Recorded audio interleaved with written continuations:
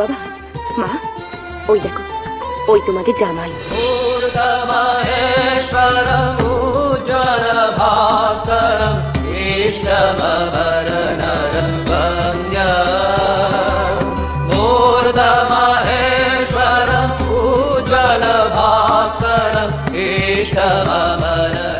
ও বাবা, মা, চল ভেতরে চল, এসো এসো এসো। করো কি করো কি করো কি মেয়ের জামাই রে পেন্ডাম করতে নাই বা কোলাকুলি করতে হয়। এসো এসো কোলাকুলি করো, কোলাকুলি করো। জমা জমা জমা জমা জমা জমা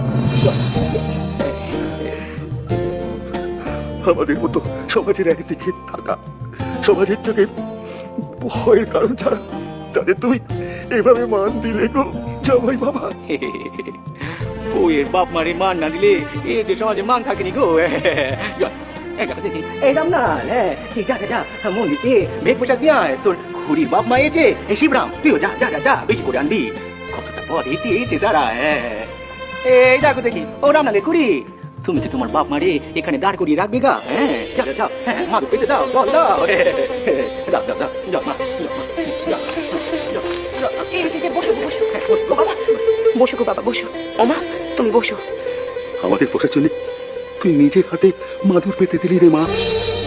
তোমরাও তো সেদিন সারা রাত নিজের হাতে আমাদের সেবা করেছ, আমার পায়ের ব্যথা সারিয়ে দিয়েছ।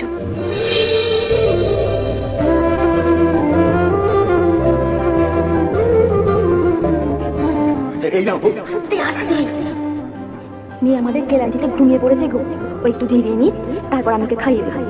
তুমি বাইরেটা একটু পাহারায় থেকো। হ্যাঁ, আমাদের মেয়ের কোনো ক্ষতি যেন না হয় গো। এই ভীমে ভাবি মেয়ের ক্ষতি করবে কে? আমি বাইরে পাহারায় রইল, তুমি মেয়েরে খাইয়ে দিও। আচ্ছা। মেয়ে যাচ্ছে জামাইয়ের কাছে, সেখানে তারে ভালোই ভালোই পৌঁছে দিতে হবে না। সেদিন দে এই হাতে আর অস্ত্র তুলে দিলে মা সারদা। কি করে তুলবে না? তোমাদের উদ্ধার করতে এর খালি ঘরের খালি ওরে পাঠতে ছিল।